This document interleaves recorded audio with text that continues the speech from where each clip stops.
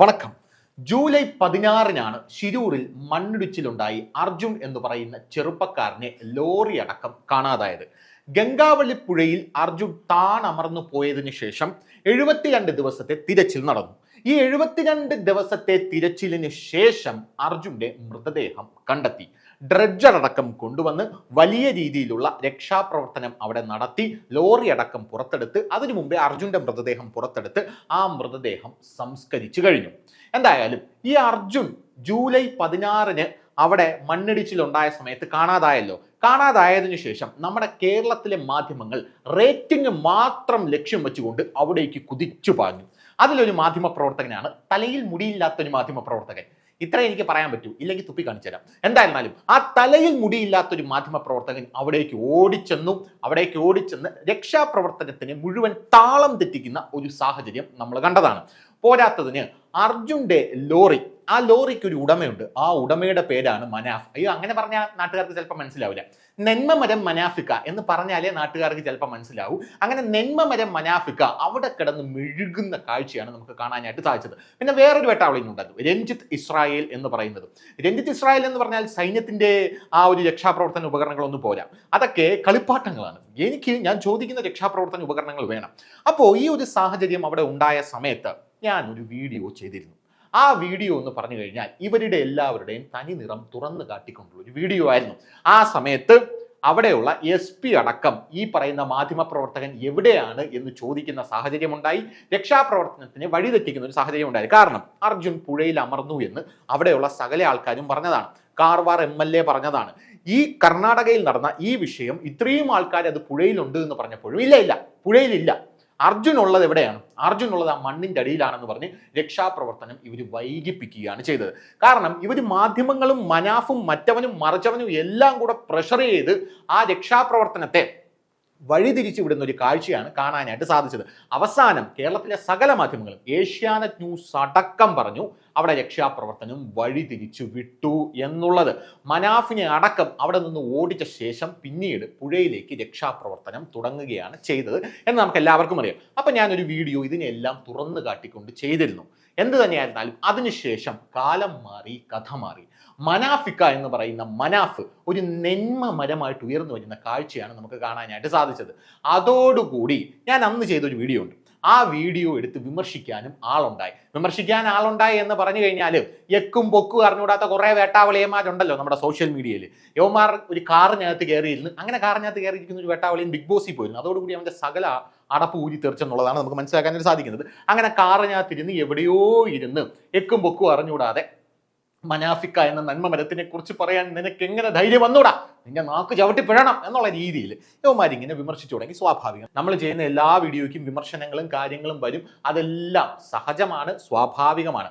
പക്ഷേ ഈ കാറിനകത്തിരുന്നു കൊണ്ട് വിമർശിക്കുന്ന ഒരു വേട്ടാവളിയനുണ്ട്. ഇവന്റെ വിചാരം ഇവൻ പറയുന്ന കാര്യങ്ങളാണ് എല്ലാം അടിപൊളി, എല്ലാം കിടിലം, നന്മ മരം മനാഫിക്കയെ പറയാൻ നിനക്ക് എന്ത് ധൈര്യമുണ്ടാ എന്നൊക്കെ പറഞ്ഞ് രംഗത്തെത്തുന്ന ഒരു വീഡിയോ അവൻ ചെയ്തിട്ടുണ്ടായിരുന്നു. അതിന് നല്ല വ്യൂസും ഉണ്ടായിരുന്നു. സ്വാഭാവികമായിട്ടും നമ്മളെ തൊട്ട് കഴിഞ്ഞാൽ നല്ല വ്യൂസ് ഉണ്ടായിരിക്കും എന്നുള്ളത് വേറൊരു കാര്യം. അങ്ങനെ വ്യൂസും നേടി ഇങ്ങനെ മുന്നോട്ട് പൊക്കോണ്ടിരിക്കുന്ന സാഹചര്യത്തിലാണ് അതിനുമുമ്പ് ആ വീഡിയോ ഞാനൊന്ന് കാണിക്കാം. ഇതാണ് ആ വീഡിയോ. മറ്റൊരു സംഗീത തീട്ട ചാനലും കൂടെ ഉണ്ട്. പരസ്പരം മുഖം നോക്കി രണ്ടവന്മാരിരുന്നിട്ട് വെറും ചെറ്റത്തരം മാത്രം പറയുന്ന ഒരു ചാനൽ. ഇവനൊക്കെ മനുഷ്യന്റെ ജീവനോ മനുഷ്യന്റെ അവസ്ഥയോ ഒന്നുമല്ല പ്രധാനം. അവന്റെയൊക്കെ മറ്റേടത്തെ മതം തിരിച്ചുള്ള വർഗീയത മാത്രമാണ്. പക്ഷെ ഇതെല്ലാം കണ്ടും കേട്ടും സഹിച്ച് കഴിഞ്ഞ 1.5 മാസമായിട്ട് അവിടെ കിടന്ന് അർജുൻ എന്ന ഒരു സഹോദര തുല്യനായ തന്റെ കീഴിൽ ജോലി ചെയ്യുന്ന ഒരു മനുഷ്യന് വേണ്ടിയിട്ട് അവിടെ കിടന്ന് എല്ലാ തരത്തിലും അധ്വാനിച്ച ഒരു മനുഷ്യനാണ് ഈ മനാഫ് എന്ന് പറയുന്നത്. പക്ഷെ ഇവരെ പോലുള്ള പല ചെറ്റകൾക്കും ഇയാൾക്കെതിരെ തുപ്പാനുള്ളത് വെറും വർഗീയത മാത്രമാണ്. അപ്പൊ ഇതാണ് ആ വീഡിയോ. ഈ വീഡിയോയിൽ നമ്മളെ വിമർശിച്ചു കഴിഞ്ഞ് അളിയൻ ഇങ്ങനെ സുഖിച്ചൊക്കെ ഇരിക്കുകയാണ്. അതിനുശേഷം കഴിഞ്ഞ ദിവസം നെന്മമരം മനാഫിക്കെതിരെ അർജുന്റെ കുടുംബം തന്നെ രംഗത്തെത്തുന്ന ഒരു കാഴ്ചയാണ് നമുക്ക് കാണാനായിട്ട് സാധിക്കുന്നത്.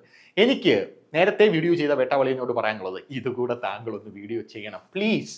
കാരണം അർജുന്റെ കുടുംബം അനുഭവിക്കുന്ന മാനസിക വിഷമത്തിന്റെ മൂല കാരണം നിന്റെ മനാഫ് കിക്കയാണെന്നാണ് അവർ പറഞ്ഞുകൊണ്ടിരിക്കുന്നത്. അതുകൊണ്ട് താങ്കൾ ഇതുകൂടെ ഒന്ന് വീഡിയോ ആക്കണം ഒന്നും തോന്നല്ലേ കേട്ടോ. അങ്ങനെ അർജുന്റെ കുടുംബം യഥാർത്ഥത്തിൽ പറയുന്ന ഫസ്റ്റ് പോയിന്റ് എന്ന് പറഞ്ഞാൽ ഈ മനാഫ് എന്ന് പറയുന്നവനെ ഞങ്ങൾ ഇതുവരെ ഒന്നും പറയാത്തതിന്റെ പ്രധാനപ്പെട്ട കാരണം മനാഫിന്റെ സഹോദരൻ മുബിൻ എന്ന് പറഞ്ഞ ഒരാളുണ്ട്. അയാളുമായിട്ട് ഞങ്ങൾക്ക് മാനസികമായിട്ട് നല്ല അടുപ്പമാണ്. അങ്ങനെ മുബിനുമായിട്ട് മാനസികമായിട്ട് ഞങ്ങൾക്ക് നല്ല അടുപ്പമുള്ളത് കൊണ്ട് തന്നെയാണ് ഞങ്ങളൊന്നും പറയാത്തത്. മനാഫിക്കയാണെങ്കിൽ മുബിന്റെ സഹോദരനുമാണ്. മുബിൻ ഞങ്ങളുടെ കൂടെ എല്ലാ കാര്യത്തിനും കട്ടയ്ക്ക് നിന്ന ഒരു വ്യക്തി കൂടെയാണ്. പക്ഷെ മുബിന്റെ ഒരു പ്രത്യേകത നിങ്ങൾ ശ്രദ്ധിച്ചോ? മുബിൻ ഒരു സ്ഥലത്തും വന്ന് നാടകം കളിക്കാനായിട്ട് നിന്നിട്ടില്ല. മുബിൻ അവിടെ തെരച്ചിൽ നടത്തുമ്പോഴും മാധ്യമങ്ങൾക്ക് മുന്നിൽ വന്നിട്ടില്ല, ആരുടെ മുന്നിലും മുബിൻ വന്നിട്ടില്ല. അതുകൊണ്ട് മുബിനുമായിട്ടുള്ള ഒരു ബന്ധത്തിന്റെ പേരിലാണ് ഞങ്ങൾ ഈ മനാഫിക്കയെ കുറിച്ച് യാതൊരുവിധ കാര്യങ്ങളും പുറത്തു പറയാത്തത് എന്നാണ് അർജുന്റെ വീട്ടുകാർ കഴിഞ്ഞ ദിവസം വാർത്താ സമ്മേളനം നടത്തി പറഞ്ഞത്. ഇനി മനാഫിക്ക, നെന്മമരം മനാഫിക്ക ചെയ്ത കുറച്ച് കാര്യങ്ങൾ. അതിനു മുമ്പേ വേറൊരു ഇമ്പോർട്ടന്റ് കാര്യം കൂടെ പറയണം. അവിടെ തെരച്ചിൽ നടന്നപ്പോൾ കാർവാർ MLA-യും അവിടുത്തെ SP-യും അടക്കം യവനെതിരെ ഒരു പരാതി എന്ന യവനെ ഇപ്പൊ തട്ടി തോളി കയറ്റിക്കോളാം എന്ന് പറഞ്ഞു എന്ന് അർജുന്റെ കുടുംബം കഴിഞ്ഞ ദിവസം വെളിപ്പെടുത്തിയിട്ടുണ്ട്. അതായത് അത്രയ്ക്കും വലിയ ന്യൂയിസൻസ് ആയിരുന്നു ഇവൻ അവിടെ എന്നുള്ളതാണ് ഏറ്റവും വലിയ കാര്യം. അതിൽ നിന്ന് നമുക്ക് മനസ്സിലാക്കാൻ പറ്റുന്ന കാര്യം, ഇത് അർജുന്റെ കുടുംബം പറയുന്നതാണ്, ഞാൻ പറയുന്നതല്ല. ഇനി അടുത്ത പ്രധാനപ്പെട്ട കാര്യം അർജുന്റെ കുടുംബം പറയുന്നതെന്ന് പറഞ്ഞാൽ ഈ മനാഫ് എന്ന് പറയുന്ന വ്യക്തി ഒരു ക്രൂക്കഡ് ആയിട്ടുള്ള ഒരു പേഴ്സൺ ആണ് എന്നാണ് അർജുന്റെ കുടുംബം പറയുന്നത്. പല സ്ഥലത്തു നിന്നും പണപ്പിരിവ് ഇയാൾ നടത്തുന്നു. അർജുന്റെ കുടുംബത്തിന് വേണ്ടി എന്ന് പറഞ്ഞ് പല സ്ഥലത്തു നിന്നും ഇയാൾ പണപ്പിരിവ് നടത്തുന്നു എന്ന് പറയുന്നു. പോരാത്തതിന് ഞങ്ങളുടെ കുടുംബം ഒരു ഗതിയുമില്ലാത്ത കുടുംബമാണെന്ന് കണ്ട് പല ആൾക്കാർക്കും ഞങ്ങൾ പൈസ തരാം എന്നൊക്കെ പറഞ്ഞ് സോഷ്യൽ മീഡിയയിലൂടെ രംഗത്ത് വരുന്നു എന്നുമാണ് ഇവർ പറഞ്ഞുകൊണ്ടിരിക്കുന്നത്. അതവർക്ക് മാനസികമായിട്ട് വിഷമമുണ്ടാക്കുന്നു എന്നും അവർ പറയുന്നുണ്ട്. ഫോർ എക്സാമ്പിൾ, ഇവർ അതായത് അർജുന്റെ കുടുംബം ഇയാളോട്, മനാഫിനോട്, നിങ്ങൾ യൂട്യൂബിൽ പോയി ഇന്റർവ്യൂ കൊടുക്കരുത് എന്ന് പറയുന്നു. അർജുന്റെ പല കാര്യങ്ങളും അവിടെ ഓരോ കാര്യങ്ങളായിട്ട് ഓരോ ഡെവലപ്മെന്റ്സ് ആയിട്ട് വന്ന് കഴിയുമ്പോഴേക്കും മനാഫിക്ക ഇപ്പുറത്ത് വന്നിട്ട് ലൈവ് ഇടും. അർജുൻ എന്ന് പറയുന്ന വ്യക്തിയെ നമ്മളിപ്പോൾ തെരഞ്ഞുകൊണ്ടിരിക്കുകയാണ്, അങ്ങനെയാണ്, ഇങ്ങനെയാണ്, ചക്കയാണ്, മാങ്ങയാണ്, തേങ്ങയാണെന്ന് പറഞ്ഞ്. അതായത് ഒരു ദുരന്തമുഖത്ത് നിൽക്കുന്ന ഒരാൾക്ക്, അർജുൻ എന്ന് പറയുന്നത് എൻ്റെ അനിയനെ പോലെയാണ് എന്ന് പറയുന്ന ഒരാൾക്ക് ഈ വിശേഷങ്ങൾ, പുള്ളി എങ്ങനെയാണ് ഉദ്ദേശിക്കുന്നത്, ഈ വിശേഷങ്ങളൊക്കെ പറഞ്ഞ് എങ്ങനെ ലൈവ് ഇടാൻ സാധിക്കുന്നു എന്ന് ഇവർ പറയുന്നു. പോരാത്തതിന് അത് ഞങ്ങളുടെ കുടുംബത്തിന്, ഞങ്ങളുടെ പ്രൈവസിക്ക് മാനഹാനി ഉണ്ടാക്കുന്നു എന്നാണ് ഇയാൾ പറയുന്നത്. ഈ ഇന്റർവ്യൂ ഇട്ട ഈ പുള്ളിയോട്, ഇന്റർവ്യൂ പുള്ളി ഇങ്ങനെ നിരന്തരം കൊടുത്തുകൊണ്ടിരിക്കുകയാണ്, ആ പുള്ളിയോട് ഞങ്ങൾ പറഞ്ഞു, ഇപ്പോൾ അർജുന്റെ ബോഡി കിട്ടി, ആ ബോഡി ഞങ്ങൾ ദഹിപ്പിച്ചു, അത് അവിടത്തോടുകൂടി കഴിഞ്ഞു. താങ്കൾ ദയവ് ചെയ്ത് ഇനി മാധ്യമങ്ങൾക്ക് മുന്നിലോ അല്ലെങ്കിൽ ഈ യൂട്യൂബ് ചാനലിൽ കയറി അല്ലെങ്കിൽ യൂട്യൂബിൽ കയറി ഇന്റർവ്യൂ കൊടുത്ത് ഞങ്ങളെ വീണ്ടും തരം താഴ്ത്തരുത് എന്ന് പറയാനായിട്ട് മനാഫിനെ വിളിച്ചെങ്കിലും മനാഫ് ഫോൺ എടുക്കുന്നില്ല. അപ്പോൾ മനാഫിന് ഒരു വാട്സപ്പ് മെസ്സേജ് അല്ലെങ്കിൽ ഒരു മെസ്സേജ് അയച്ചു. ആ മെസ്സേജും മനാഫ് പ്രതികരിക്കാത്തത് കൊണ്ടാണ് ഞങ്ങൾ ഇങ്ങനെ ഒരു വാർത്താ സമ്മേളനം വിളിക്കേണ്ടി വന്നത് എന്നുള്ളതാണ് പറയാനുള്ള കാരണം. കാരണം നാട്ടിലും വീട്ടിലും എല്ലാം അർജുന്റെ കുടുംബം എന്ന് പറയുന്നത് എന്തോ ഗതിയില്ലാത്ത കുടുംബവും മനാഫിക്കയാണ് സകലതിനും കാരണക്കാരൻ എന്ന് പറഞ്ഞുകൊണ്ട് ടോക്ക് നടക്കുന്നുണ്ട്. അത് ഞങ്ങളുടെ കുടുംബത്തിന് താങ്ങാവുന്നതിനും അപ്പുറമാണ് എന്നുള്ളത് കൊണ്ടാണ് കാര്യങ്ങൾ ഞങ്ങൾ പറയുന്നത് എന്നാണ് ഇവർ പറയുന്നത്. ഇനി അടുത്തൊരു പ്രധാനപ്പെട്ട കാര്യം, അർജുന് 75,000 രൂപ സാലറി ഉണ്ട് എന്ന് പറഞ്ഞ അന്തരീക്ഷത്തിലൂടെ പല കാര്യങ്ങളും ഇങ്ങനെ പാറിപ്പറന്ന് നടപ്പുണ്ട് എന്നാണ് ഇവർ പല ആൾക്കാരും പറയുന്നത്. അതായത് 75,000 രൂപ മനാഫിക്ക അർജുന് കൊടുക്കുന്നുണ്ട് എന്ന് എവിടെ നിന്നൊക്കെയോ ഒരു ആരോപണം വരുന്നു. ഈ ആരോപണത്തിന് പിന്നിൽ ആരാണെന്ന് നമുക്കറിയില്ല. 75,000 രൂപ സാലറി ഉണ്ടായിരുന്ന ചെറുക്കനായിരുന്നു, അവനെ അവൻ്റെ കുടുംബക്കാർ ഊറ്റി ജീവിക്കുകയായിരുന്നു. മനാഫ് എത്ര നന്മമരം എന്ന് പറഞ്ഞ പല കാര്യങ്ങളും സോഷ്യൽ മീഡിയയിലൂടെ പ്രചരിക്കുന്നു. അങ്ങനെ പ്രചരിക്കുന്നത് കൊണ്ട് അർജുന് അത്രയൊന്നും സാലറി ഇല്ലായിരുന്നു, അതൊക്കെ വെറും ആരോപണങ്ങളാണ്. അതൊക്കെ ഈ മനാഫ് എന്ന് പറയുന്ന വ്യക്തി യൂട്യൂബിൽ പോയി നടത്തുന്ന പൊറാട്ട് നാടകങ്ങളുടെ ഒരു ബാക്കിപത്രമായിട്ട് നമ്മുടെ കുടുംബത്തിനെ എഫക്റ്റ് ചെയ്യുന്ന കാര്യങ്ങളായി മാറിയിട്ടുണ്ട് എന്നാണ് കൃത്യമായിട്ട് അർജുന്റെ ഫാമിലി പറയുന്നത്. ഇത് അടുത്ത കാര്യം. ഇനി ഇവരൊരു മിഡിൽ ക്ലാസ് ഫാമിലിയാണെന്ന് നമുക്ക് എല്ലാവർക്കും അറിയാം. ഈ മിഡിൽ ക്ലാസ് ഫാമിലിക്ക് പല ആൾക്കാർക്കും ജോലിയുണ്ട്, അവർ വളരെ അന്തസ്സായിട്ട് തന്നെയാണ് ജീവിക്കുന്നത് എന്നും അവർ കൃത്യമായിട്ട് പറയുന്നുണ്ട്.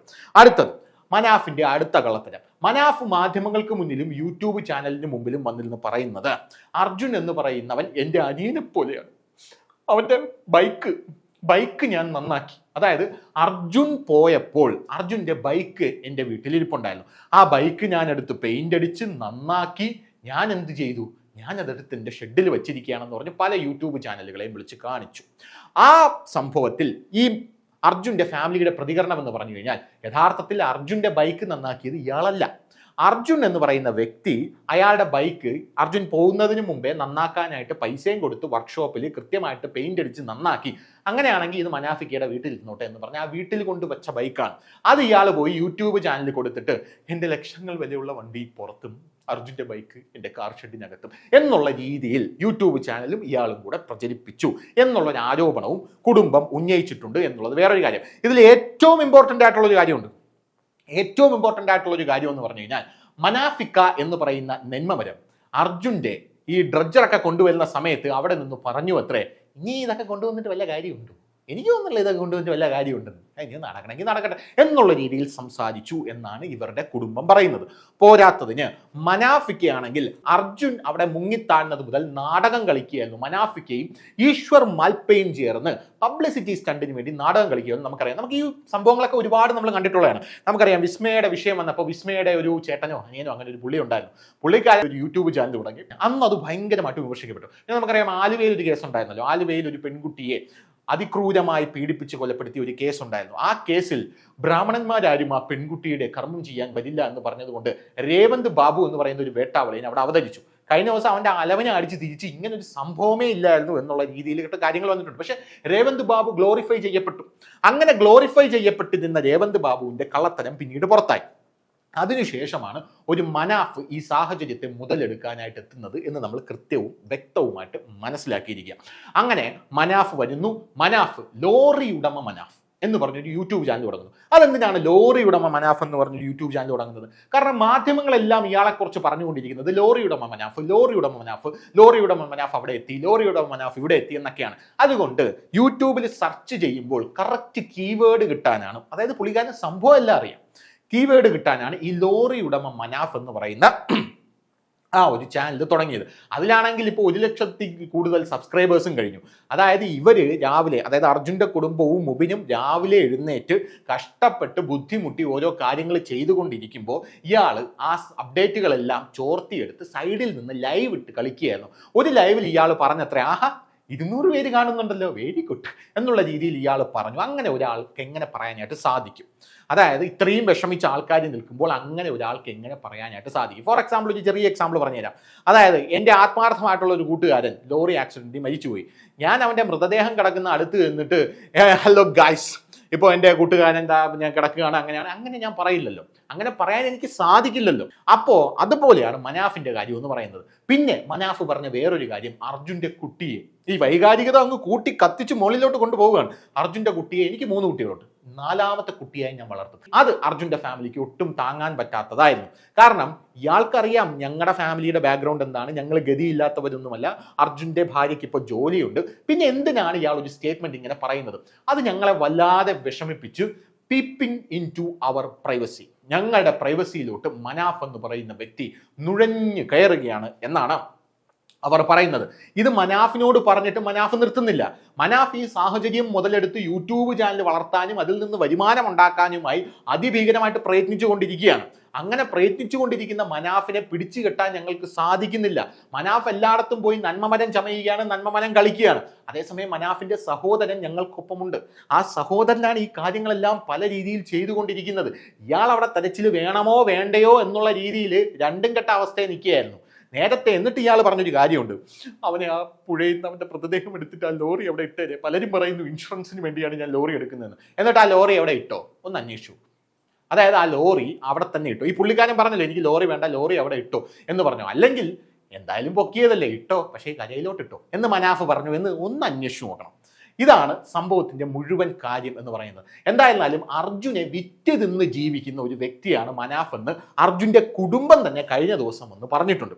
അർജുന്റെ കുടുംബം തന്നെ കഴിഞ്ഞ ദിവസം കൃത്യമായിട്ട് കാര്യങ്ങളെല്ലാം നിരത്തിയതിൽ നിന്ന് നമുക്ക് മനസ്സിലാകുന്നതും ഈ കാര്യം തന്നെയാണ്. മനാഫ് എന്ന് പറയുന്ന വ്യക്തി അവരോട് ചെയ്യുന്ന ദ്രോഹം, ആ ദ്രോഹമാണ് കൃത്യമായിട്ട് ഇവിടെ തുറന്നു കാട്ടപ്പെടുന്നത് എന്നുള്ളത് നമ്മൾ മനസ്സിലാക്കിയിരിക്കുക. ഇവിടെ ഏറ്റവും വലിയ ഉദാഹരണമാണ് അവരുടെ വെളിപ്പെടുത്തൽ എന്ന് പറയുന്നത്. അതായത് കാർവാർ MLA-യും SP-യും അവിടെ നിന്ന് പറഞ്ഞു, യവനെതിരെ ഒരു പരാതി തന്നാൽ യവനെ നമ്മൾ തട്ടി തോളിക്കേറ്റാം എന്ന് പറഞ്ഞു എന്നുള്ളതാണ്. അതായത് അത്രയ്ക്കും വലിയ പബ്ലിക് ന്യൂസൻസ് ആയിരുന്നു എന്നുള്ളതാണ് പറയുന്നത്. ഇനി എനിക്കെതിരെ വീഡിയോ ഇട്ട ആ ചേട്ടനോട് 2 വാക്ക്. അത് നമ്മൾ ഈ കാര്യങ്ങളൊക്കെ പറയുന്നുണ്ടല്ലോ, ഈ കാറിനകത്തിരുന്ന് നമ്മൾ ഈ മറ്റുള്ളവർ പറയുന്ന കൊണയൊന്നും കേട്ടിട്ടില്ല നമ്മൾ ഈ കാര്യങ്ങൾ പറയുന്നത്. നമ്മൾ ഈ കാര്യങ്ങളൊക്കെ പറയുന്നത് കൃത്യമായി അന്വേഷിച്ച് അവിടെ ലൈവിൽ നിൽക്കുന്ന മാധ്യമപ്രവർത്തകരോട് ചോദിച്ച്, അനുഭവങ്ങളുള്ള അവിടെയുള്ള ആൾക്കാരോട് സംസാരിച്ച്, എന്തിന് പോലീസ് ഉദ്യോഗസ്ഥരോട് സംസാരിച്ച്, അങ്ങനെയൊക്കെ എടുക്കുന്ന അറിവുകളിലൂടെയാണ് കുറച്ച് കാലമായി ഇത് തുടങ്ങിയിട്ട്. അങ്ങനെയുള്ള അറിവുകളിലൂടെയാണ് നമ്മളിത് പറയുന്നത്. ചേട്ടൻ കാറിനകത്തിൽ നിന്ന് കൊണയടിക്കുന്നത് പോലെയല്ല നമ്മളിത് ചെയ്യുന്നത് എന്ന് ചേട്ടൻ നിന്ന് മനസ്സിലാക്കിയിരിക്കണം. എന്തായാലും ചേട്ടൻ മനാഫിൻ കാരണം, ചേട്ടൻ വലിയ അർജുൻ ഫാനാണല്ലോ, അർജുന് വേണ്ടി ചേട്ടൻ മരിക്കുമെന്നാണ് എനിക്ക് തോന്നുന്നത്. മനാഫിന് വേണ്ടി മനാഫ് അർജുൻ്റെ ഈ ഫാമിലിക്ക് ഉണ്ടാക്കിയ ഈ ദ്രോഹത്തിനെ കുറിച്ച് ചേട്ടൻ ഒരു വീഡിയോ ഇടുമെന്ന് ഞാൻ പ്രതീക്ഷിക്കുന്നു. അല്ലെങ്കിൽ ചേട്ടനും ആ മനാഫിനെ പോലെ അർജുനെ വിറ്റ് തിന്നുന്നവരാണെന്ന് നാട്ടുകാർ വിചാരിക്കും. കാരണം ചേട്ടൻ നേരത്തെ ഇങ്ങനത്തെ വീഡിയോസ് ഒക്കെ ഇട്ടതാണല്ലോ. അങ്ങനെയാണ് ഞാൻ പ്രതീക്ഷിക്കുന്നത്. എന്ത് തന്നെയായിരുന്നാലും മനാഫ് യൂട്യൂബ് ചാനൽ തുടങ്ങി. മനാഫ് വൈകാരികമായിട്ടങ്ങ് ബ്രേക്കപ്പായി. അയ്യോ എനിക്ക് പറ്റുന്നില്ല എന്താ അർജുന എന്നൊക്കെ പറഞ്ഞ് ബ്രേക്കപ്പായി. അപ്പുറത്ത് നിന്ന് അർജുൻ്റെ ഫാമിലി ആണെങ്കിൽ ഇത് കണ്ടുകൊണ്ടിരിക്കുകയാണ്, ഇതെന്ത് കൂത്ത് എന്ന രീതിയിൽ കണ്ടുകൊണ്ടിരിക്കുകയാണ്. ഒരു പരിധി എത്തിയപ്പോൾ അവർ പൊട്ടിത്തെറിച്ചു എന്നുള്ളത് മാത്രമേ ഉള്ളൂ. മനാഫിൻ്റെ ഉദ്ദേശം എന്തായിരുന്നു എന്ന് നമുക്കറിയില്ല. ചിലപ്പോൾ ഈ മലയാളികൾക്കൊരു സ്വഭാവം ഉണ്ടല്ലോ, ഈ മലയാളികൾ പല ദുരന്തങ്ങൾ വരുമ്പോഴും ഒറ്റക്കെട്ടാൻ. നമുക്കറിയാം, നമ്മൾ 18 കോടി രൂപ ഒരു കുട്ടിയുടെ അസുഖത്തിന് വേണ്ടി സമ്പാദിച്ചതും, പിന്നെ ഗൾഫിൽ കിടക്കുന്ന ഒരാൾക്ക് വേണ്ടി ബോബി ചെമ്മണ്ണൂറിൻ്റെ അയാളുടെ നേതൃത്വത്തിൽ 30 കോടി രൂപ എന്തോ നമ്മൾ സമാഹരിച്ച് കൊടുത്തിട്ടുണ്ട്. അങ്ങനെയൊക്കെയുള്ളൊരു സാഹചര്യം ഉണ്ടല്ലോ. അപ്പോൾ ചിലപ്പോൾ ഒരു ഘട്ടത്തിൽ ഇത് കയറി ക്ലിക്കായി കഴിഞ്ഞാൽ ചിലപ്പോൾ മലയാളികൾ എങ്ങാനും ഇക്കയ്ക്ക് ലോറി വാങ്ങിക്കാൻ പൈസ പിരിക്കടാ എന്ന് പറഞ്ഞൊരു സാഹചര്യത്തിലോട്ട് എത്തിയാലോ, ചിലപ്പോൾ ബിരിയാണി കൊടുത്താലോ, അതായിരിക്കാം ചിലപ്പോൾ മനാഫിന്റെ മനസ്സിൽ. ഇത്രയൊക്കെ കാണിക്കുന്ന ഒരു വ്യക്തിയാണല്ലോ, അപ്പൊ അതുകൂടെ കാണിച്ചേക്കാം എന്ന് നമ്മൾ ചിന്തിക്കുന്നതിൽ ഒരു തെറ്റുമില്ല. അപ്പോൾ അങ്ങനെയാണ് കാര്യങ്ങളുടെ കിടപ്പെന്ന് പറയുന്നത്. അപ്പോൾ മെനാഫിക്ക എന്ന നെന്മമരം നല്ലൊരു നെന്മമരമായി വളർന്ന് പൂത്ത് കാച്ച് ആ ഒരു കായിൽ നിന്ന് ഫലഭൂഷ്ടമായിട്ടുള്ള ആ ഒരു ഫലങ്ങൾ എടുക്കാൻ കാത്തിരുന്നപ്പോഴാണ് അർജുൻ്റെ ഫാമിലി വന്ന് അടിയോടുകൂടി അതിനെ വെട്ടിക്കളഞ്ഞത് എന്ന് മനസ്സിലാക്കിയ. പക്ഷെ മുബിൻ എന്ന് പറയുന്ന അദ്ദേഹത്തിൻ്റെ സഹോദരൻ എല്ലാ കാര്യത്തിനും കൂടെ ഉണ്ടായിരുന്നുവെന്നും അർജുൻ്റെ ഫാമിലി പറയുന്നുണ്ട്. പക്ഷേ കൂടുതൽ വാർത്തകളും വിശേഷങ്ങളും നിങ്ങളിലേക്ക് എത്താൻ ABC മലയാളം സബ്സ്ക്രൈബ് ചെയ്യുക, ബെൽ ബട്ടണും അമർത്തുക.